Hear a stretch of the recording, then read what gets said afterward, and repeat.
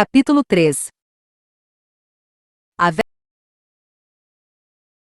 velha mulher Nicto largou um rolo de tecido no balcão. Você trabalha aqui? Em pé atrás do balcão, Annilen Calvel não levantou a cabeça de seu datapari. Não, eu entro aqui e faço o inventário do estoque nas horas vagas. Um momento se passou antes que Annilen subitamente parasse. Espere, ela disse, arregalando os olhos ao avaliar bem ao redor. Balcão, caixa, alvará. Com um olhar espantado, Annilen virou-se bruscamente para a cliente de pele de alabastro. Desculpe, eu acho que trabalho aqui sim. Era um jogo que elas vinham jogando todas as vezes desde a primeira visita de Herbali na Pteia à loja. Só que, para a mulher Nicto, não era um jogo. Herbali nunca se lembrou uma vez sequer de quem era Annilen. Durante algum tempo, Annilen tinha pensado que a alien simplesmente não era capaz de distinguir entre humanos. No fim, acabou percebendo que Herbali simplesmente não dava a mínima. Foi aí que seu jogo começou. Isso havia sido 11 anos padrão atrás. A alien de rosto enrugado estalou a língua de impaciência. Agora, está vendo isto? Ela espetou o tecido com seu dedo branco murcho. Sabe por que isto custa tanto? Não, Annilen disse, sorrindo inocentemente. Por quê? Os lábios rachados da Nicto se franziram. Ela começou a dizer mais alguma coisa, mas Annilen a impediu. Só um segundo. Precisam de mim ali no bar. Seu avental rodopiou quando Annilen virou-se e caminhou 1,5 metros até onde seu balcão de artigos em geral se transformava em um bar. Ela pegou um copo que um prospector adormecido havia derrubado, e depois voltou para Herbali. Voltei, ela disse. A mulher Nicto estava batendo com o pé no chão. Há mais alguém aqui com quem eu possa falar? Quanto a isso eu posso ajudá-la, disse Annilen. Depois de colocar o copo em uma pia, ela passou por uma abertura no balcão comprido e caminhou até uma das mesas do fundo, onde um rodiano de focinho verde tomava silencioso seu café matinal. Annilen deu uma palmada no seu ombro, um ato em que ele sequer pareceu reparar. Este aqui é o Bomer. Ela disse. Herbali o estudou. Ele trabalha aqui? Não sabemos, disse Annilen, mas ele praticamente vive aqui. Obrigada de qualquer forma. A senhora Nicto soltou um muxoxo de desdém e dirigiu-se para a porta da frente. Annilen pegou o rolo de tecido do balcão e gritou para ela. Vou deixar isto aqui separado para quando você voltar amanhã, Herbali. Tenha um ótimo dia. Herbali não disse nada ao passar furiosa por Lele Pace, a melhor amiga de Annilen, que estava preparando um pacote para o correio. Outro dos muitos serviços do armazém. A Zeltron de pele rubra riu quando a Nicto bateu a porta ao sair. Essa é a nossa N, disse Lele, o lojista do ano. Os clientes não conseguem ficar longe daqui. Claro que conseguem, Lele. O Annilen deu a volta em uma das mesas da lanchonete, limpando-a sem olhar para ela. Sabe, Danar pensou em tudo. Alguém pode ficar longe por um tempo, mas apenas até se lembrar de que são 30 quilômetros até o armazém mais próximo. Aí não quer mais ir embora. Reparei, disse Lele, empilhando pacotes. Isso levou menos tempo que o seu joguinho normal com Herbali. Tem algum bicho mordendo você hoje? Não. Levando os pratos do desjejum para trás do balcão, Annilen sabia que isso não era verdade. Mas o que ela havia contado à amiga sobre o lote do Danar certamente era o lugar. Era a maior instalação de qualquer espécie no Oásis Pica. 2 das cúpulas haviam estado lá desde que qualquer pessoa pudesse se lembrar, partes de alguma fazenda antiga. O falecido marido de Annilen, Danar, havia feito benfeitorias, ligando uma das cúpulas a uma nova área de vendas de formato oblongo, sob um teto arredondado. A cúpula de trás agora constituía a residência de sua família e a casa para convidados. O prédio principal havia sido o domínio de Annilen durante a maior parte de seus 37 anos. Nesse tempo, ela acumulara uma quantidade tão grande de atividades comerciais que aquilo chegava a desafiar toda a física do espaço limitado. Visitantes encontravam fileiras de prateleiras quando entravam, todas em ângulos que permitiam que Annilen visse os corredores de trás de seu balcão, que percorria a extensão da parede leste, mas a maioria dos frequentadores normalmente passava pelos artigos e ia para a parte de trás da sala principal. Ali perto de onde a outra extremidade do balcão de Annilen terminava em um bar, uma área de preparação de comida ficava perto de 8 mesas de jantar apertadas. Todos os dias, Anilen alimentava e regava com bebida metade dos trabalhadores que viviam perto do oásis, não necessariamente nessa ordem. Aquele era seu lugar, mas o complexo não parava ali. A nordeste da loja principal ficava a primeira garagem que Danar havia construído para atender os veículos de prospectores do oásis. Ela fora expandida muitas vezes desde então, à medida que os mecânicos locais alugavam baías. A norte e a leste ficava uma área de gado, onde os poucos animais sobreviventes do rancho fracassado do pai de Anilen haviam formado a base de um viveiro animado, atendendo aos tolos corajosos que preferiam os costas de orvalho reptilianos aos lanspenders. E ao redor, o oásis, uma ampla clareira protegida do vento por colinas de dunas suaves. Outrora o fundo de um lago pré-histórico, a área e seu solo cheio de torrões faziam crescer florescentes plantas pica e algumas teimosas árvores debdeb. E mais alguma coisa. Os vaporizadores cilíndricos novinhos de Orringal se erguiam por toda parte, produzindo água para entrega nos vastos caminhões-tanque que ficavam estacionados fora das garagens do lote. A maioria da colheita estava prometida para seguir para pontos distantes.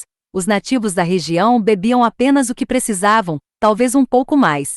Eles sabiam o que tinham e conheciam seu valor. Embora possuidor de um dom especial para a prospecção de água, Danar nunca tivera muito interesse em fazendas de umidade. Ele havia calculado que um armazém suportaria melhor os anos de colheitas ruins, e isso em grande parte acabará sendo verdade. Mas deixará sua esposa com tantos negócios secundários sob o mesmo teto que Anilen tinha medo de tirar. Um dia de folga sequer, pois a economia rural de Tatooine podia entrar em colapso. Ela havia conseguido segurar bem as pontas, ou era o que pensava de vez em quando, ao captar seu reflexo nos espelhos da pia. Anilen conseguia até mesmo se reconhecer, ocasionalmente. Os cabelos arruivados de sua juventude que ela mantinha presos às costas, estavam se tornando castanhos e não grisalhos. Até agora, tudo bem. Ela nunca provara inteiramente o trabalho em interiores, mas isso havia mantido sua pele rosada em vez de tostada. E os olhos de Anilen eram praticamente a única coisa verdadeiramente verde em todo o planeta, se você não contasse costas de orvalho ou rodianos bêbados. E contar costas de orvalho era agora o trabalho da filha dela, de qualquer maneira. Olhando pela janela quadrada, Anilen podia ver Kali, loura e determinada, tentando ensinar os filhotes de costas de orvalho boas maneiras. Antes que os animais percebessem que tinham a musculatura para arrancar as cercas à vontade. Para seu alívio, Anilen viu que pelo menos Kali não estava mexendo com Snit. A criatura não era do tipo canibal. Anilen não teria deixado uma dessas chegar nem perto do complexo. Mas Snit havia sido mordido por um creetle quando bem filhotinho, e desde então, não parava de morder tudo que estivesse à vista. Anilen supunha que sua filha tinha o bom senso de ficar longe, mas ela nunca sabia. Domar costas de orvalho não era um trabalho seguro para um droide assassino, quanto mais para uma menina de 17 anos. Mas Danar Calvel jamais havia aceitado limites, e sua filha mais velha não iria aceitar também. A teimosia era de família. Anilen esperara que seu filho Jabi fosse diferente, mas as coisas não estavam caminhando assim. E entre a sirene de emergência, os filhos e os clientes de hoje, Anilen simplesmente estava cheia. Ela olhou pela janela e fez uma careta de dor. Uai, essa é nova, disse Leilei, depositando seu pacote e alguns créditos no balcão. Ela apontou para as mãos de Anilen. Você literalmente cortou sua própria circulação com os cordões do avental. É apropriado, mas um pouquinho clichê, não? Olhando para baixo, Anilen rapidamente desenrolou o tecido da palma de sua mão avermelhada. Você é a psiquiatra da Krista agora? Não, mas tenho 5 crianças. E sei que, se você continuar encarando Kali e aqueles animais, ela simplesmente vai tentar montar o mais selvagem de todos. Anilen se afastou da janela. Bom, é nisso que você se engana, ela disse, recebendo dinheiro. É sempre o filho que eu não consigo ver que me preocupa mais. Jabi já havia partido há algum tempo com os prospectores, quando o chamado dos colonos soara. Seu filho sabia muito bem o que Anilen pensava sobre ele se aproximando dos negócios de Orrin. Mas, até onde ela sabia, o garoto não estava nem aí.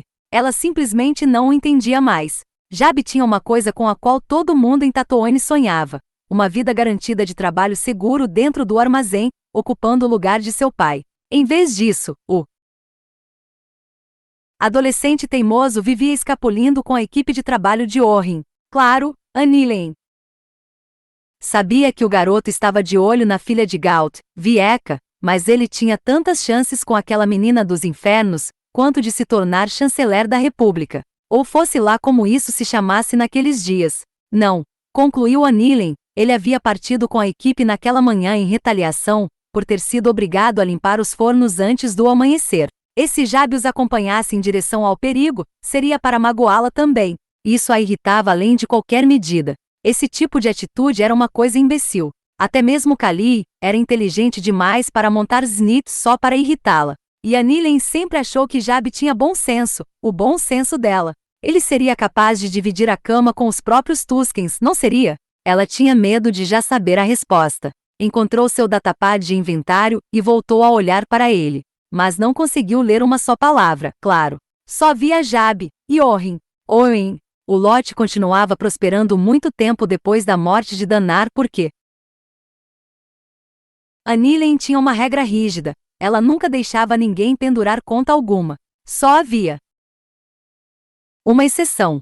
Orrin, o melhor amigo de Danar e ocasionalmente sócio nos negócios. A amizade entre Orrin e Danar remontava a muitos anos, muito antes de Annilen ter começado a trabalhar no armazém de Danar quando adolescente. Os dois homens tinham tido tantos acordos laterais que ela sempre se sentirá mal ao tentar impor limites. Mas Orrin estava testando bastante sua paciência agora, acenando seriamente com a possibilidade de trabalho na crista para seu filho. A família de Orrin já era um desastre por si só. Por que ele mexia com a dela? Irritada, Annilen tentava se concentrar novamente no datapad. Você está segurando de cabeça para baixo, Lelei disse atrás dela. Annilen nem levantou a cabeça. Você ainda está aqui? Estou esperando o meu troco, para variar.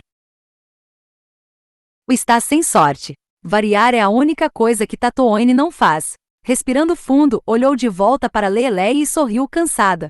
Quanto era mesmo? Lelei fez um gesto tranquilizador. Pode ficar. Talvez você possa pagar ao Dr. Mel para ele lhe dar alguma coisa para relaxar. Disse Annilen, como uma passagem para Alderaan. Como se as palavras de Lelei o tivessem convocado, o médico local, um homem Mukalamari, enfiou a cabeça pela porta lateral. Annilen, eles já voltaram? Mel usava um capuz especial, que fornecia umidade à sua cabeça tentacular, mas mesmo assim ele estava todo vermelho. Ou o bando. Eu ouvi o chamado disparar. Eles ouviram o chamado insurja, doutor, disse Annilen, e os surjanos não têm ouvidos. Ela não sabia se os Moncalamari tinham ouvidos também, mas sabia que o doutor Mel não ligaria para a piada. O chamado era uma exibição portentosa de decibéis. Metade dos artigos quebráveis no armazém havia se estilhaçado no primeiro teste do sistema, anos antes. Annilen havia aprendido a dessintonizá-lo em sua cabeça, um talento aperfeiçoado durante uma vida inteira nos negócios. Eles ainda poderiam precisar de um médico. Eu deveria encontrá-los no caminho de volta, disse o doutor, antes de abrir a porta e empurrar seu jovem filho para dentro. Annilen começou. Tei, espere. Não deixe seu filho aqui. Eu já volto. A porta bateu. Annilen jogou o datapad por cima do ombro e sentiu a testa. Sim, ela ainda estava ali, assim como as outras 4 crianças que já haviam sido largadas com ela quando seus pais partiram com o bando. 2 estavam em uma mesa, comendo comida apanhada de uma prateleira. Outras 2 estavam escondidas em algum lugar. Dar uma de babá não era sua função, mas, com gente correndo para ir ajudar outras pessoas em apuros, ela achava difícil dizer não. Só que as pessoas frequentemente deixavam seus filhos com ela quando também não havia emergência alguma. Annilen olhou para o moleque rosado fungando e revirou os olhos. Deu um suspiro. Pá, tudo bem. Pegou o garoto pelos ombros e apontou para uma prateleira perto da parede. Pegue uma vassoura, garoto. E mais nada. Sim, senhora. O menino começou obedientemente a varrer o chão perto da mesa, onde as outras crianças estavam sentadas. De dentro da porta da frente, Lelei riu. Boa sorte, N. Annilen fez uma careta, de brincadeira. Tá, vai embora logo. Você está deixando o ar quente entrar. Um zumbido baixo soou do oeste, aumentando lentamente de volume. Annilen disparou para o balcão para checar o feed de vídeo da câmera de segurança do lado sul da colina. Viu o que esperava ver. Lance Penders, voltando da fazenda Bizarre. E também viu o que temia ver. Jabe, encarapitado de modo precário na garupa do modernoso Lance Penders de Vieca Gaut. Anilen abriu a janela e chamou a filha. Kalii, me traga uma vara para cutucar bantas. A garota levantou a cabeça de seu trabalho. Quer a vara de treinamento ou a grandona? Sobrancelhas escuras formaram um V zangado. Tanto faz.